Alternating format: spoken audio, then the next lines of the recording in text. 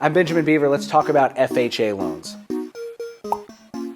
Okay, so let's talk about FHA loans. FHA, a lot of people think it stands for like first time home, something with an A. It actually stands for Federal Housing Administration. Basically, this is a government program. It's a government-backed loan. So if you default and don't make your payments to your lender, the government has said, hey, we'll take over and we'll deal with the foreclosure.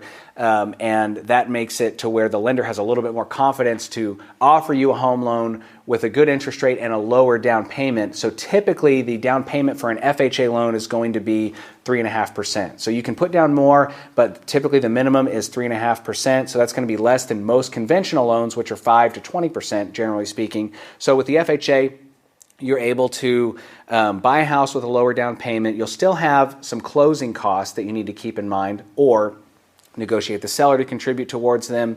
And you also need to consider that the house is going to have to meet a higher standard of appraisal if you're going to close with this type of loan. So if you want to get a real fixer-upper or a house that, you know, has been gutted or needs a ton of work, the FHA loan may not be the best loan for that. The standards are not as high as they are for the VA loan, but they're still higher than a conventional loan. So there are limits, and there are also loan limits. You can only borrow so much money to do an FHA loan, but in our market, generally, it'll get the job done. Also, your credit score can be a little bit lower for an FHA loan and still get approved, again, because your lender has a higher degree of confidence because they have a kind of a backdoor safety plan if you don't make your payments. So a lot of people do FHA loans. You can only have one at a time.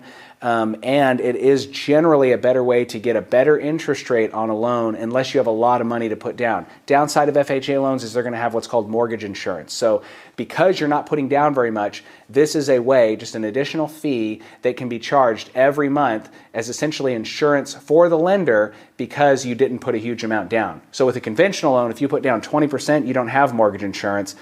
With a conventional loan, if you put down less than that, you still have mortgage insurance. So really, if you have 20% or more, you probably want to go conventional, but if you have less, you really want to consider FHA. There's more to understand about it, but that kind of gets you started.